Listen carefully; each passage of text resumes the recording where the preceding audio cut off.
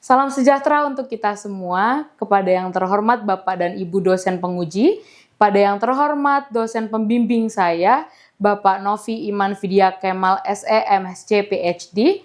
Pada kesempatan kali ini saya akan menjelaskan mengenai tesis saya yang berjudul Pemetaan Strategi Bisnis, Klinik Gria Kasih Indah menggunakan Grand Strategy Matrix dan LIM Framework, yang disusun oleh saya sendiri, Vincentia Eulogia Tentianov Patiasina, selaku mahasiswi EMBA Angkatan 54. Latar belakang penelitian tesis saya bermula pada data BPS. Pada tahun 2023, sekitar 35,16% penduduk mengalami keluhan kesehatan.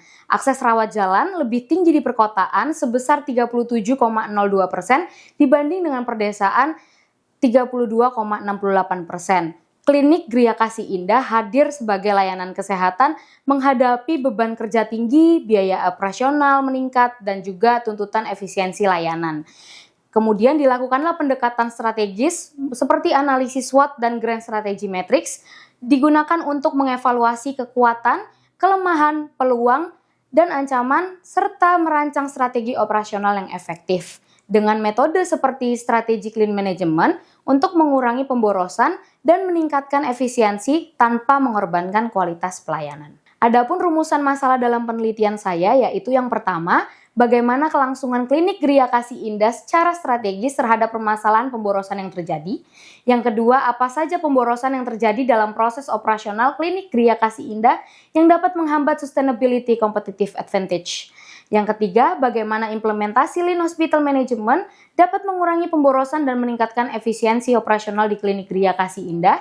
Yang keempat, apa dampak dari implementasi Lean Hospital Management terhadap kualitas pelayanan yang diberikan kepada pasien di klinik Gria Kasih Indah. Selanjutnya saya akan menjelaskan tujuan penelitian, di mana tujuan penelitian tesis saya yaitu yang pertama untuk mengidentifikasi posisi strategis klinik Gria Kasih Indah menggunakan Grand Strategy Matrix. Yang kedua, menganalisis pemborosan dalam operasional klinik yang mempengaruhi efisiensi dan kualitas pelayanan. Yang ketiga, menentukan metode Lean Hospital Management untuk mengurangi pemborosan dan meningkatkan efisiensi.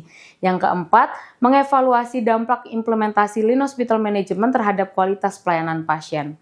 Kemudian ada juga manfaat penelitian dari penulisan tesis saya, yaitu yang pertama, kontribusi teoritis untuk literatur manajemen kesehatan terkait strategic lean management di klinik. Yang kedua, panduan praktis bagi klinik dalam memetakan strategi bisnis dan meningkatkan kualitas layanan. Dan yang terakhir, manfaat langsung untuk pasien yaitu efisiensi layanan meningkat dan kepuasan yang lebih baik. Kita masuk dalam teori-teori yang digunakan pada penulisan tesis saya. Yang pertama ada SWOT analysis. SWOT analysis adalah alat untuk mengevaluasi. Yang pertama, mengevaluasi kekuatan atau strength, yaitu keunggulan internal organisasi. Kemudian ada weaknesses atau kelemahan, yang merupakan hambatan internal yang mempengaruhi kinerja. Yang ketiga ada opportunities atau peluang, yang menjelaskan mengenai kondisi eksternal yang mendukung. Kemudian yang terakhir ada threats atau ancaman, yang berisikan resiko eksternal yang dapat merugikan. SWOT analisis juga terbagi menjadi dua, yaitu penentuan posisi dalam matriks ini menggunakan evaluasi internal factors evaluation dan external factors evaluation yang menganalisis faktor internal dan eksternal secara sistematis. Teori selanjutnya adalah Grand Strategy Matrix. Matrix ini membagi perusahaan ke dalam 4 kuadran berdasarkan tingkat pertumbuhan pasar dan posisi kompetitif. Kuadran pertama merupakan strategi agresif untuk ekspansi pasar. Kuadran kedua memperbaiki kelemahan internal sambil memanfaatkan peluang yang ada. Kuadran ketiga, strategi bertahan seperti penciutan atau divestasi. Kuadran yang keempat, diversifikasi untuk memanfaatkan kekuatan internal di pasar yang lambat tumbuh. Teori selanjutnya merupakan Strategic Lean Management. Strategic Lean Management adalah pendekatan strategis untuk menyelaraskan prinsip Lean Manufacturing dengan tujuan perusahaan guna meningkatkan efisiensi operasional dan penciptaan nilai. Filosofi ini berfokus pada 2 prinsip utama, yaitu yang pertama eliminasi pemborosan, yang didefinisikan mengurangi aktivitas tanpa nilai tambah seperti beban berlebih, ketidakteraturan, dan aktivitas tak efisien. Kemudian yang kedua, penciptaan nilai di mana memaksimalkan manfaat bagi pelanggan sambil meminimalkan pemborosan. Selanjutnya saya akan menjelaskan mengenai kerangka penelitian penulisan tesis saya. Yang pertama yaitu ada permasalahan di mana instalasi rawat jalan klinik Gria Kasih Indah belum memenuhi standar waktu pelayanan sehingga terjadi penumpukan antrian pasien. Kemudian ada perumusan SWOT, di mana untuk mengetahui kekuatan, kelemahan, peluang, dan ancaman yang dihadapi oleh klinik Gria Kasih Indah untuk memahami kondisi internal dan eksternal klinik. Lalu yang selanjutnya ada pemetaan Grand Strategy Matrix untuk menganalisis posisi klinik Gria Kasih Indah dalam kuadran Grand Strategy Matrix untuk mengetahui strategi yang sesuai berdasarkan kondisi klinik. Kemudian dilakukan juga pemetaan Value Stream Mapping untuk mengidentifikasi value dalam proses pelayanan di instalasi rawat jalan klinik Gria Kasih Indah. Lalu dilakukan juga analisis dengan pendekatan Lean Hospital. Yang pertama mengumpulkan ide temuan untuk perbaikan, yang kedua menentukan ide perbaikan yang dapat diimplementasikan. Serta yang terakhir adalah rancangan perbaikan dengan pendekatan Lean Hospital, di mana yang pertama mengumpulkan ide temuan untuk perbaikan dan yang kedua menentukan ide perbaikan yang dapat diimplementasikan. Selanjutnya saya akan menjelaskan metode penelitian yang saya gunakan, yaitu kualitatif deskriptif. Kemudian untuk unit penelitian, saya mengambil tempat di klinik Gria Kasih Indah yang berlokasi di Kelapa Gading, Jakarta Utara. Untuk pengumpulan data, saya menggunakan wawancara, observasi, dan juga menggunakan data internal dari perusahaan. Kemudian untuk instrumen penelitian, saya menggunakan alat seperti angket pemborosan dan perekam suara serta stopwatch. Berikutnya saya akan menjelaskan hasil analisis dari tesis saya, yaitu yang pertama ada internal factor evaluation matrix berdasarkan hasil pengisian form matrix IVE. Klinik Gria Kasih Indah menunjukkan gambaran yang komprehensif tentang kekuatan dan kelemahan operasional klinik. Analisis ini membantu dalam menentukan prioritas strategi untuk meningkatkan efisiensi dan daya tarik klinik di pasar layanan kesehatan. Kemudian kita bisa lihat ada faktor internal yang digambarkan oleh kode S1 sampai S5 yang mau menggambarkan kekuatan dengan didapatkan total tingkat signifikansi sebesar 18,3167, total bobot sebesar 1 dan juga total WACC sebesar 3,7934. Kemudian untuk faktor internal yang berikutnya adalah kelemahan. Seperti kita lihat ada 7 faktor internal untuk kelemahan yang digambarkan dengan kode W1 sampai W7, di mana W menggambarkan weaknesses atau kelemahan, dengan didapati total tingkat signifikasi sebesar 27 dengan bobot sebesar 1,4741 dan juga dengan total WACC sebesar 5,4983.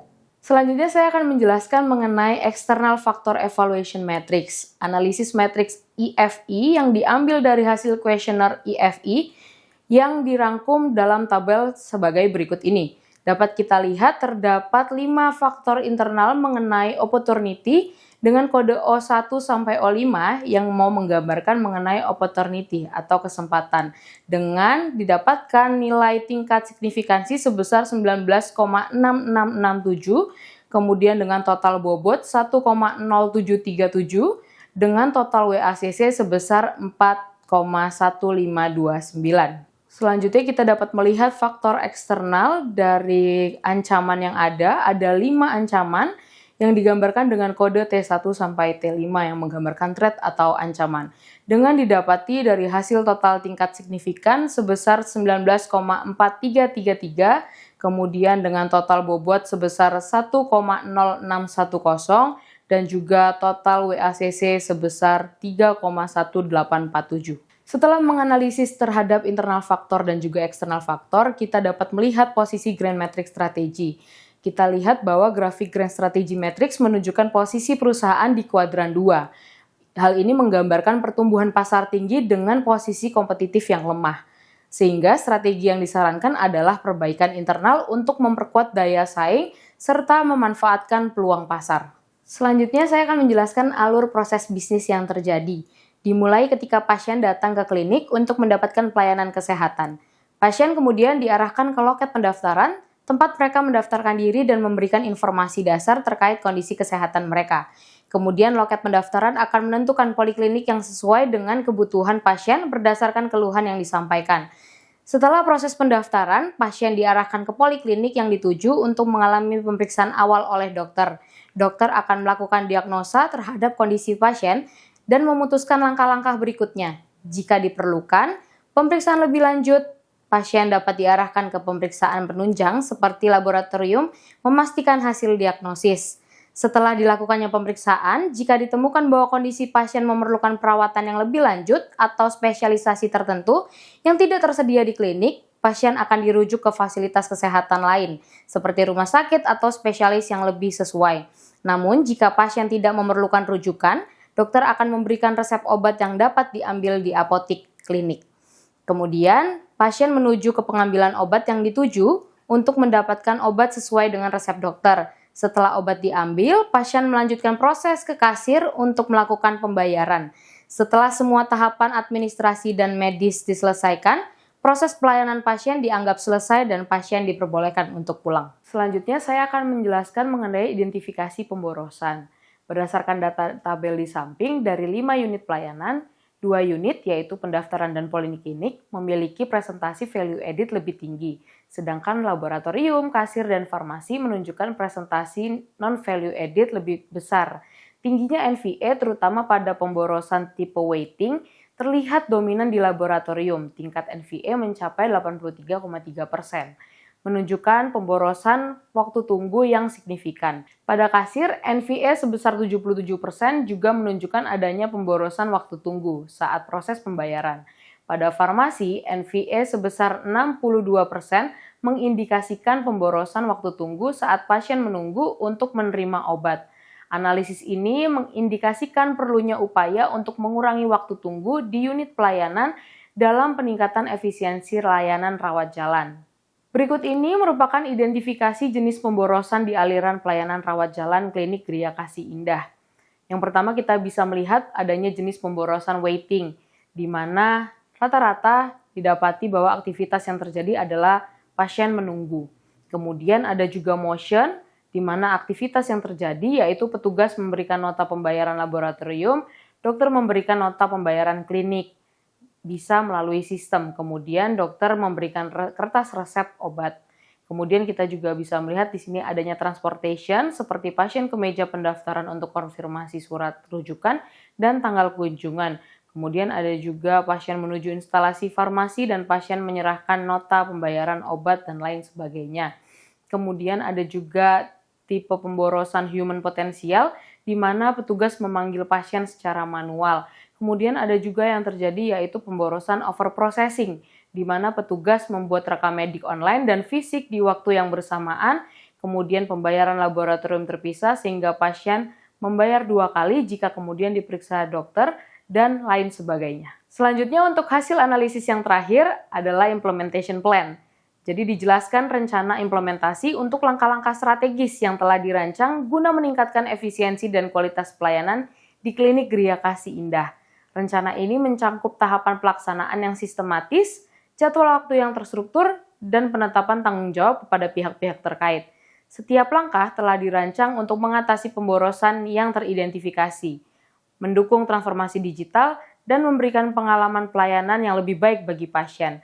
Dengan ada rencana implementasi ini, klinik Gria Kasih Indah dapat memastikan bahwa setiap strategi berjalan sesuai target waktu dan tujuan, serta melihatkan tim yang tepat dalam proses pelaksanaannya.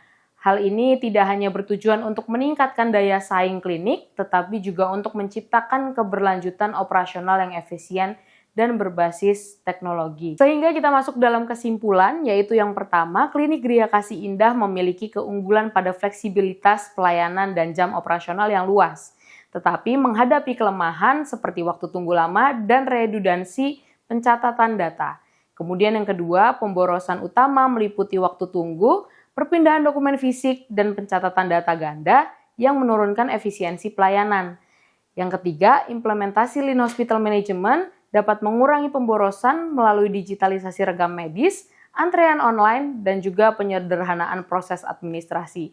Yang terakhir, Lean Hospital Management meningkatkan efisiensi operasional, kenyamanan pasien, serta kualitas layanan melalui alur pelayanan yang lebih responsif dan terintegrasi. Dan saran yang direkomendasikan oleh saya selaku penulis yaitu yang pertama, klinik perlu memperkuat pengawasan manajemen dan melakukan evaluasi rutin untuk memastikan keberhasilan implementasi Lean Hospital Management. Yang kedua, penambahan fasilitas seperti ruang tunggu dan loket khusus poligigi dapat mengurangi pemborosan tipe waiting dan meningkatkan kenyamanan pasien. Yang ketiga, investasi dan teknologi dan pelatihan staf harus diprioritaskan untuk memastikan keberlanjutan penerapan sistem Lean. Dan yang terakhir, riset lanjutan disarankan untuk mengevaluasi keberhasilan implementasi Lean secara empiris dan mencakup layanan lain seperti rawat inap atau gawat darurat. Sekian presentasi yang dapat saya sajikan. Atas waktu luang yang telah diberikan untuk melihat presentasi ini, saya mengucapkan terima kasih dan mohon maaf untuk kesalahan yang terjadi dalam penyampaian presentasi saya.